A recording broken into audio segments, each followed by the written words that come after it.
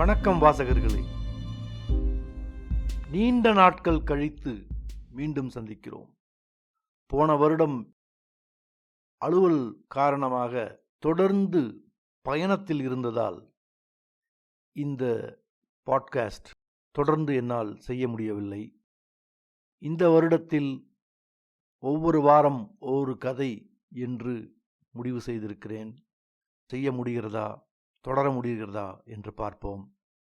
இப்பொழுது கதைக்கு செல்லுவோம். இந்த வருடத்தின் முதல் கதையாக நான் தேர்ந்தெடுத்திருப்பது அசோகமித்ரன் அவர்கள் 1975 வருடம் எழுதிய சுந்தர் என்ற ஒரு கதை.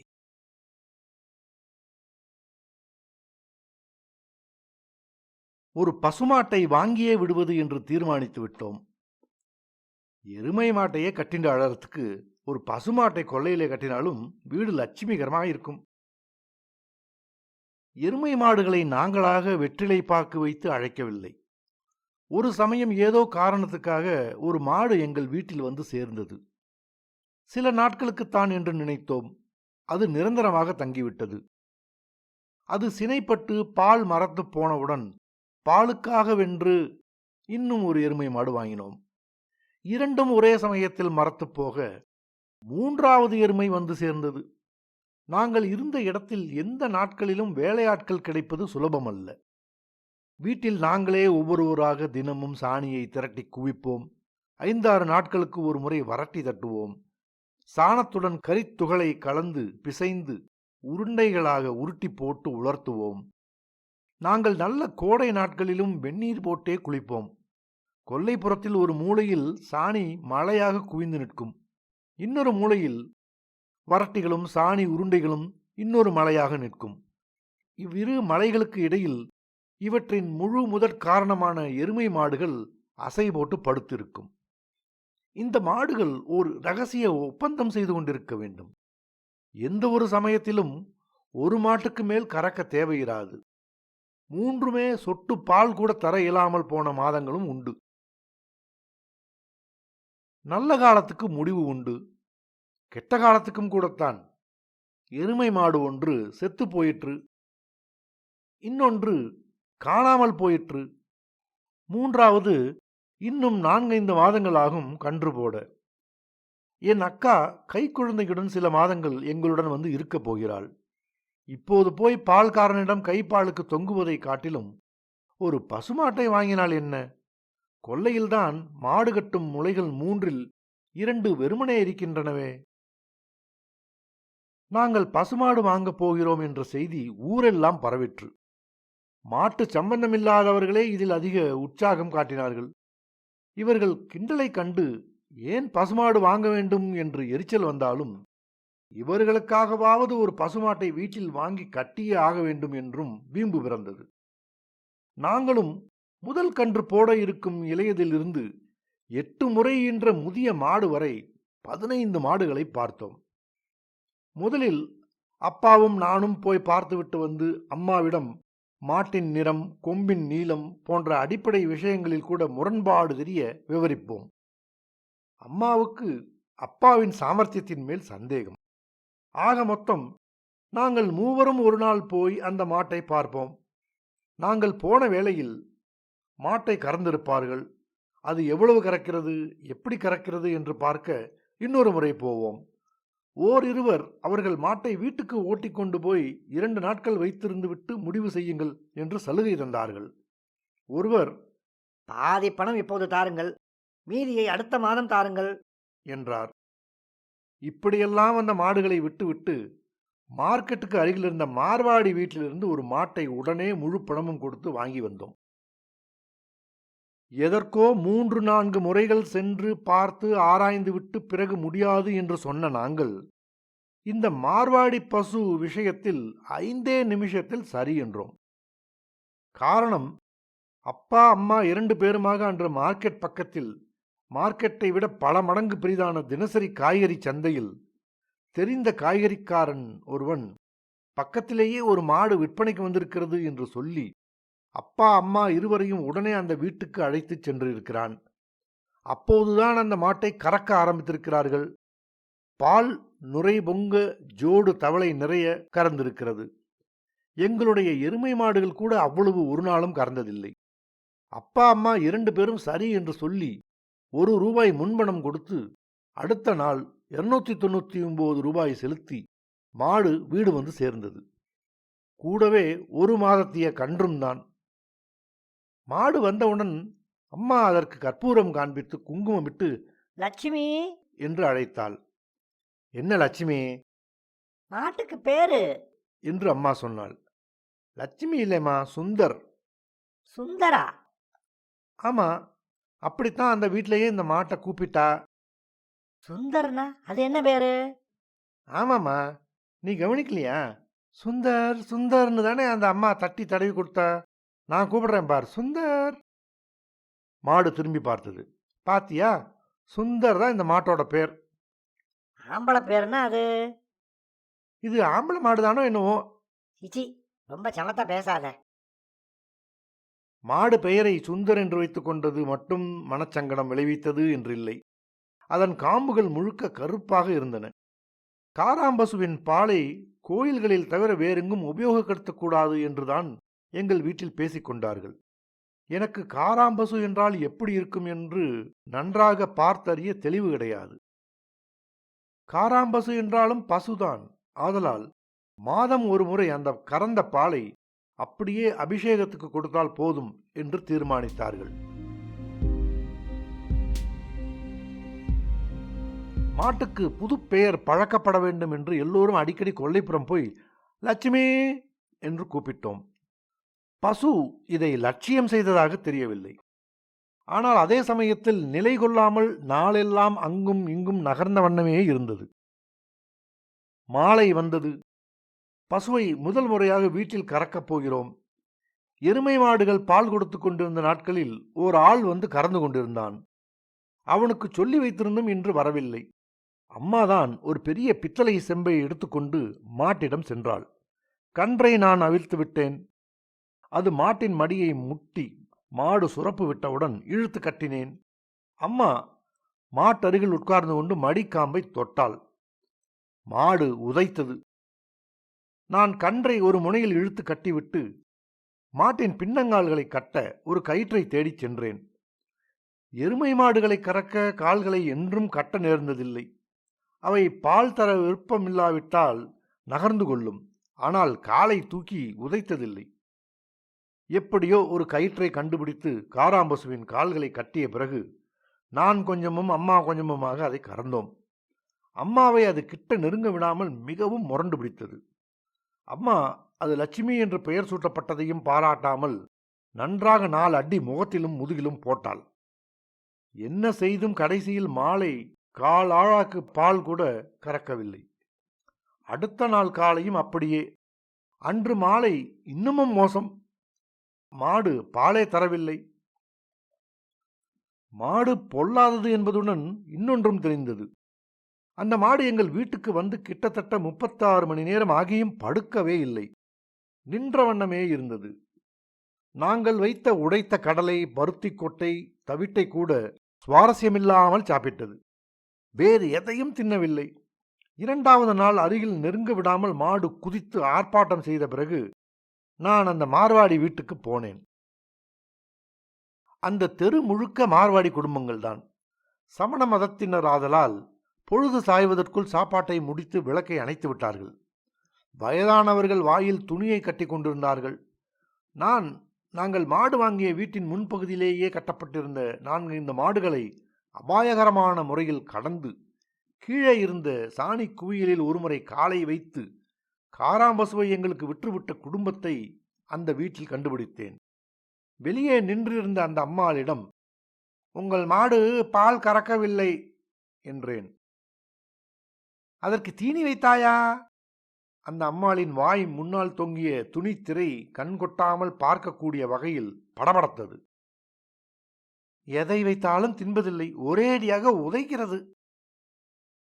அவள் வீட்டுக்குள்ளே திரும்பி உரத்த குரலில் கசபுச கசபுச என்று பொழிந்தாள். அப்புறம் பக்கத்து வீடு எல்லா இடத்திற்கும் சென்று செய்தி பரப்பினாள்.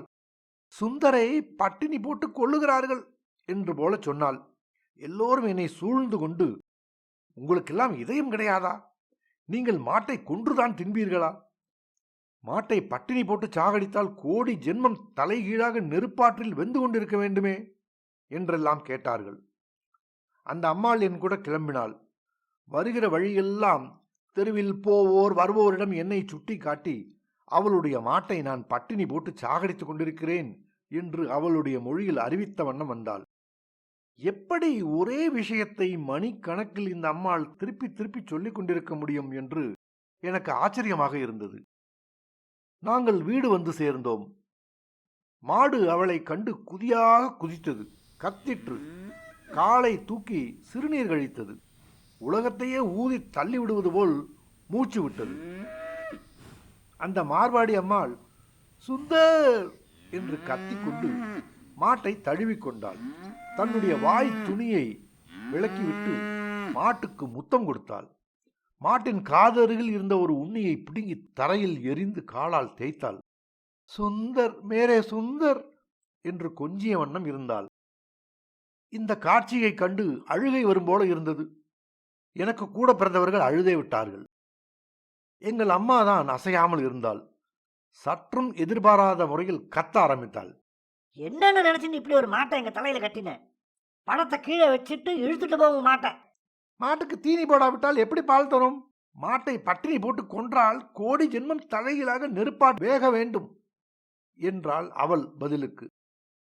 எங்கள் அம்மாவுக்கு இவ்வளவு ஆற்றல் உண்டு என்று எங்களில் யாருக்கும் தெரியாது. 1/4 மணி நேரம் பொரிந்து கொட்டியதில் அந்த மார்வாடி அம்மாளும் அடங்கி போனாள். ஒரு பாத்திரம் தா என்றாள் சமாதானமாக. மாட்டின் காலை கட்டாமல் கன்றுக்கு சொட்டு பாலை விட்டு அந்த அம்மாள் அந்த காராம்பசுவை கறந்தாள். ஒரு செம்பு நிறைய கறந்து அப்புறம் இன்னொரு பாத்திரத்திலும் கறந்தாள். இப்போது எங்கள் அம்மா அவ்வளவு கத்தவில்லை. நாங்கள் எல்லோரும் அன்றிரவு படுக்க போகும் முன் பால் சாப்பிட்டோம். எங்கள் வீட்டு கொல்லைப்புறத்துக்கு இரவில் விளக்கில்லாமல் போக முடியாது. காரணம், சமையலறையை விட்டால் 8-10 படிகள் கீழே இறங்கியவுடன் தான் தரை தட்டும். ஆனால் வாசல் புறம் அப்படி இருக்காது, 2 படிதான். ஆதலால் இயற்கையாகவே மேடு பள்ளமாக இருந்த இடத்தில் பள்ளத்தை தூர்க்காமல் வீடு கட்டியிருந்தார்கள். கொல்லையில் பெரிய மாட்டுத் தொழுவத்தை சுற்றிலும் உயரமான சுவர். எங்கள் வீட்டிலேயே மிகவும் பலமான கதவு இந்த கொல்லை சுற்றுச்சுவர் கதவுதான். இரவு படுக்கப் போகும் முன் எங்களில் யாராவது ஒருவர் இந்த கொல்லை கதவை பெரிய பூட்டு ஒன்று மாட்டி பூட்டி விட்டு வருவோம். அன்றிரவு நான் தான் ஒரு கோழி முட்டை விளக்கு சகிதம் போய் கதவை பூட்டி விட்டு வந்தேன். காராம்பசு முதல் முறையாக எங்கள் வீட்டில் படுத்திருந்தது. அது மட்டுமில்ல, அசையும் போட்டுக்கொண்டிருந்தது. ஒரு வழியாக அது எங்கள் குடும்ப இயக்கத்தோடு இணைந்து விட்டது என்று தோன்றிற்று. சுந்தர் என்று கூப்பிட்டு அதன் தலையை சொரிந்து கொடுத்து விட்டு வந்தேன். காலையில் அம்மா போட்ட கூக்குரலில் எல்லோரும் எழுந்து விட்டார்கள். இரவே சுந்தர் கயிற்றை அறுத்து கொண்டிருக்க வேண்டும். சமையலறை பின்புற கதவை அம்மா திறந்தவுடன் அத்தனை படியையும் ஒரே தாவலில் தாவி சமையலறைக்குள் வந்து விட்டது. அம்மா பயந்து கொண்டு அலறியது அதற்குத்தான். இந்த பொல்லாத மாட்டை அடக்கக்கூடியவர்கள் அந்த வேளையில் யாராவது கிடைப்பார்களா என்று அப்பா வாசல் கதவை திறந்திருக்கிறார். சுந்தர் வாசல் கதவு திறக்கப்பட்டவுடன் வெளியே பாய்ந்தது. நாங்கள் எல்லோரும் அதை துரத்தி பிடிக்கலாமா, அது சாத்தியமா என்றெல்லாம் எண்ணிக்கொண்டிருக்கையில் 4 கால் பாய்ச்சலில் மார்க்கெட் இருக்கும் திசையில் ஓடி பார்வைக்கு எட்டாமல் போய்விட்டது. அம்மா அந்த மார்வாடிக்காரியை வைதாள், மாட்டை வைதாள், காய்கறிக்காரனை வைதாள், என்னையும் வைதாள். ஓடுகிற மாட்டை கழியால் ஒரு போடு போட்டு வீட்டு பக்கம் திருப்ப தவறியதற்கு. அரை மணி கழித்து கன்றுக்குட்டியையும் ஓட்டிக்கொண்டு பாத்திரத்துடன் மார்வாடி வீட்டுக்கு கிளம்பினேன். அந்த அம்மாள் வட்டியும் முதலுமாக என்னை பார்த்து கூச்சலிட்டாள். அதற்குள் எப்படியோ எனக்கு இந்த மாடு விஷயத்தில் ஒரு குற்ற உணர்ச்சி வந்துவிட்டது. ஆராய்ந்து பார்த்தால் அதற்கு இடமே இருக்கக்கூடாது. அவள் விற்பதாக முன்வந்துதான் நாங்கள் அந்த மாட்டை வாங்கினோம். அவள் சொன்ன விலையை அப்படியே கொடுத்திருக்கிறோம். அவள் என்னையோ எங்கள் வீட்டாரையோ பார்த்து கத்த என்ன நியாயம் இருக்கிறது? அதெல்லாம் எனக்கு தோன்றவில்லை. ஒரு மாதிரி குறுகி போய் மாட்டை கறந்து கொண்டு போகிறேன் என்றேன். அந்த அம்மாள் ஒரு ராஜ்யத்தையே தானம் செய்வது போல ம் என்றாள். நான் சுந்தரை கறக்க உட்காருவதைக் கண்டு 7-8 சிறுவர் சிறுமியர்கள் 5-6 பெரியவர்கள் என்னை சுற்றி நின்றார்கள். இதில் ஒரு ஆச்சரியம், சுந்தர் என்னை உதைக்கவில்லை. நான் வீடு திரும்பிய போது மாடு எங்கே என்று அம்மா கேட்டாள். நான் பாலை நீட்டினேன். அதை வாங்கிக் கொண்டு மாடு எங்கே என்று மீண்டும் கேட்டாள். என்னால் இப்போ ஓட்டிட்டு வர முடியலை, சாயந்தரம் ஓட்டிட்டு வரேன். அம்மா என்னை சந்தேகத்தோடு பார்த்தாள். மாட்டுக்காக கொடுத்த பணத்தை அந்த பிடாரியிடமிருந்து உடனே திரும்பி வாங்கி வரும்படி அப்பாவிடம் சொன்னாள். அப்பா பதிலே பேசாமல் இருந்தார்.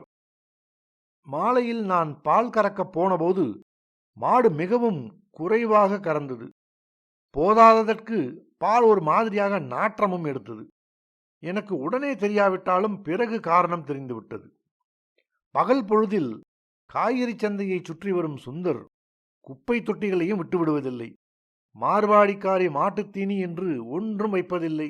அந்த பொறுப்பு எங்கள் ஊர் 300 சொச்சம் காய்கறிக்காரர்களையும் மார்க்கெட்டை சுற்றியுள்ள 5-6 குப்பை தொட்டிகளையும் சார்ந்தது. இந்த முறை அம்மா என்னை வைது திட்ட நிறைய காரணங்கள் இருந்தும் நான் தைரியமாக சொன்னேன். மாடு அங்கேயே இருந்துடட்டும்மா, அது அங்கேதான் சந்தோஷமா இருக்கு. விலை கொடுத்து வாங்கின மாடு இன்னொருத்தி வீட்டில் இருக்கிறதாவது. எதுக்குடா அந்த மோசக்காரி காசை வாங்கிண்டா? ஒவ்வொரு வேலையும் அங்கே போய் கறந்துட்டு வரத்துக்கு ஒழுங்கா எங்கேயாவது பாலையே வாங்கி வந்துடலாமே. மாடு அங்கே இருக்கிறதாவது. அவள் வேற பாதி பாலை கறந்து விடுறா. பணத்தை திருப்பி கொடுத்துட்டு மாட்டை நீயே கட்டின்னு அழுவுனா மட்டும் வாயை திறக்காம ஓடி போறா. அப்பா இந்த மாடு விஷயத்தில் அப்புறம் தலையிட்டு கொள்ளவே இல்லை. அடுத்த நாள் நான் பள்ளிக்கு போகாமல் அம்மாவுடன் கூட போய் மாட்டை இழுத்து கொண்டு வருவது என்று தீர்மானமாயிற்று. சுந்தரை இழுத்து கொண்டு வருவதாம். விடிகாலையில் போய் மாட்டை கறந்து கொண்டு வந்தேன். இப்போதும் பால் மிகவும் குறைவாகத்தான் கறந்தது. கன்றுக்குட்டி ஊட்டிவிட்டது என்று அந்த அம்மாள் சொன்னாள். பால் சகிக்க முடியாமல் நாறிற்று. பகல் சாப்பாடு முடிந்தவுடன் அம்மா கிளம்புடா என்றாள். 2 நபர்கள் சிருஷ்டிக்கும் ஒரு கடும் பூகம்பத்தை பக்கத்திலிருந்து நிகழ்த்தி தரும் பயங்கர வாய்ப்பு என் தலைமேல் திணிக்கப்பட்டதை தவிர்க்க முடியாமல் அரை பிரக்ஞை நிலையில் அம்மாவுடன் அந்த வெயில் நேரத்தில் 1.5 மைல் தள்ளியிருக்கும் மார்க்கெட்டை நோக்கி நடந்தேன். பூகம்பம் நிகழ்ந்தது. மார்க்கெட் பிரதேசமே அந்த மார்வாடி வீட்டில் கூடியது. இரு மொழிகள் பெண்பாளரால் பயன்படுத்தக்கூடும் அதி உச்ச வேகத்தை அடைந்தன என்றே கூற வேண்டும். எனக்கு என் அம்மாதான் ஒவ்வொரு சமயத்தில் ஓங்கி இருந்தாள் என தோன்றிற்று. பணத்தை கீழே வச்சுட்டு என் மாட்டை நீயே கட்டிண்டு மாரடிச்சுக்கோடி என்று அம்மா சொன்ன போதெல்லாம் மார்வாடி அம்மாள் சற்று செயலிழந்து காணப்பட்டதாகவே தோன்றிற்று. 50 பேர்கள் கூடி மத்தியஸ்தம். இனி நாங்கள் மாட்டை ஓட்டிக்கொண்டு போகலாம். ஆனால் மாடு வர வேண்டுமே. ஒவ்வொரு முறை நான் சுந்தரிடம் சென்று அதை கட்டியிருந்த கயிற்றை அவிழ்க்க முயன்ற போதும் அந்த மார்வாடி அம்மாள் ஓடி வந்து மாட்டை கட்டிக்கொண்டு ஒப்பாரி வைப்பாள். அம்மா பணத்தை என்று சொன்னவுடன் ஒதுங்கிக் கொள்வாள். சுந்தர் திமிரி குதித்து என்னை நெருங்க விடாமல் ஆர்ப்பாட்டம் செய்தது. அம்மாவுக்கு அப்போது திடீரென்று ஒரு யுக்தி மின்னல் வீசி இருக்க வேண்டும். ஒத்த மாட்டு வண்டி ஓட்டிண்டு வாடா என்றாள். நான் சுந்தரை வண்டிக்குள்ள எப்படி ஏத்துறது என்றேன். வண்டி ஓட்டிண்டு வாடான்னா என்னடா அதிக பிரசங்கித்தனம் பண்ற என்று அம்மா சீர நான் நகர்ந்தேன். வண்டி வந்தவுடன் அம்மா ஏறிக்கொண்டாள். கன்றுக்குட்டியை தூக்கி வைத்துக் கொண்டாள். என்னையும் ஏறிக்கொள்ளச் சொன்னாள். அங்கிருந்தவர்களில் ஒருவரிடம் சுந்தரை அவிழ்த்து அதன் கழுத்து கயிற்றை தன்னிடம் தரச் சொன்னாள். அதை அப்படியே வண்டிக்கு பின்னால் இருக்கும் தடுப்பு கம்பியில் கட்டினாள். சுந்தர் திமிரி அறுத்து கொண்டு போகும் கணத்தை நான் எதிர்பார்த்து உட்கார்ந்திருந்தேன். ஆனால் வண்டி நகர அதன் பின்னர் சுந்தர் பரம சாதுவாக வந்தது. இதன் பிறகு 2 வார காலத்தில் 5-6 முறை சுந்தர் அறுத்து கொண்டு மார்வாடி வீட்டுக்கு ஓடிப்போயிற்று. ஒவ்வொரு முறையும் ஒற்றை மாட்டு வண்டி அமர்த்தி கொண்டு திருப்பி ஓட்டிக்கொண்டு வந்தேன். காய்கறி சந்தையில் சுதந்திரமாக சுற்றி குப்பை தொட்டிகளை குடைந்து தின்று வாழ்வதைக் காட்டிலும் தனியாக விசாலமான கொட்டகையில் புல், பருத்தி கொட்டை, புண்ணாக்கை அமைதியாக தின்று கொண்டு 200 சதுர அடியில் காலம் கழிக்க அதற்கு மனம் இல்லாததை ஒரு மாதிரி என்னால் புரிந்து கொள்ள முடிந்தது. 1 மாதம் நிரம்பாத கன்றை விட்டு கூட ஓடி போக வேண்டுமென்றால் சந்தை இரைச்சல் அதற்கு எவ்வளவு அத்தியாவசியமானதாக இருக்க வேண்டும். எவ்வளவோ நல்ல காரணங்களுக்கே மனிதர்களால் தங்கள் இயல்பை மாற்றிக்கொள்ள இயலவில்லை. கேவலம் எஜமானன் மாறியிருக்கிறான் என்பதற்காக மட்டும் ஒரு மாட்டை அதன் சுபாவத்தை மாற்றிக்கொள்ளும்படி நிர்பந்திப்பது எவ்வளவு அநியாயம். இன்னும் சிறிது நாட்களில் எங்களுக்கு இந்த மாடு வாய்த்தது போதும் போதும் என்று ஆகிவிட்டது. மார்வாடி அம்மாள் பணத்தை திருப்பி தரமாட்டாள். சமயம் கிடைத்த போதெல்லாம் மாடு அறுத்து கொண்டு முந்தைய எஜமானியை நக்கி கொடுக்க ஓடி போய்விடும். கறக்கும் பாலும் கணிசமாக குறைந்து விட்டது. மாடோ காராம்பசு. இத்தனை நாட்கள் அதன் பாலை குடித்ததற்கே எவ்வளவு தோஷம் குவிந்திருக்கிறதோ. விற்று தொலைத்து விட்டால் தேவலை. இதை வாங்குவதற்கும் ஒருவர் வந்து சேர்ந்தார். பரமசாதுவாக இருந்தார். நாங்கள் மாட்டை 350க்கு வாங்கி அவருக்கு 300க்கு விற்பதாக சொன்னோம். அவர் மறுபேச்சு பேசாமல் ஒத்துக்கொண்டார். ஒரு நாள் மாலை 2 ஆட்களை அழைத்து கொண்டு வந்து கன்றையும் மாட்டையும் ஓட்டி கொண்டு போனார். அன்றிரவு அப்பாவிடம் கேட்டேன், ஏன்பா சுந்தர் அடிக்கடி அறுத்துன்னு மார்வாடி வீட்டுக்கு போயிடும்னு சொன்னியா? அப்பா பதில் சொல்லாமல் வேறேதோ கவனமாக இருந்து விட்டார். அவர் சாதாரணமாக அப்படி நடந்து கொள்வது கிடையாது. அம்மாவை கேட்டேன். அம்மா எரிந்து விழுந்தாள். சுந்தராம் சுந்தர், என்னடா சுந்தர், வீட்டை பிடிச்ச கிரகச்சாரம் ஒழிந்து. அது சரி, இப்ப புதுசா வாங்கியிருக்காரே அவருக்கு சொன்னேளோ? மாடு காணாம போயிடுச்சுன்னா மார்க்கெட்ல போய் பார்க்கணும்னு சொல்லவாது வேண்டாமா? அம்மா அதற்கு பதில் பேசாமல் என்னை வைதாள். சுந்தராம் சுந்தர் பந்தர். நல்ல வேளை, இப்படி அந்த மார்வாடி வீட்டில் அவள் சொல்லவில்லை என்று நினைத்து கொண்டேன். இல்லாவிட்டால் என் பச்சை குழந்தையை குரங்கு என்று சொல்கிறாளே இந்த கொலைகாரி என்று அந்த மார்வாடி அம்மாள் ஏகமாக அலறியிருப்பாள். இரவு கொல்லை கதவை நான் தான் பூட்டி விட்டு வந்தேன். இவ்வளவு கலாட்டாவில் சுந்தர் என்னை ஒரு துரும்பாக கூட மதித்தது கிடையாது. அப்படி இருந்தும் நான் தான் அதன் பெயரை சொல்லி அதை நினைத்தேன், பேசினேன். அதனிடம் உள்ள ஏதோ ஒரு குணம் என்னை மிகவும் கவர்ந்திருக்க வேண்டும். எனக்கு அதன் புது எஜமானரை எண்ணி பார்க்க பரிதாபமாக இருந்தது.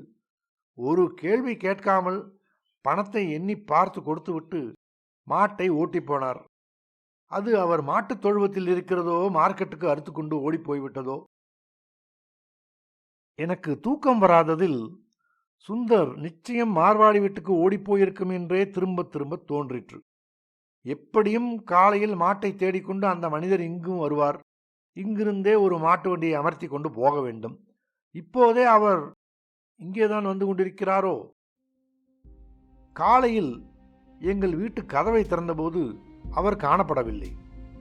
கழுத்து கயிறு அருந்து தொங்க சுந்தர்தான் நின்றிருந்தது.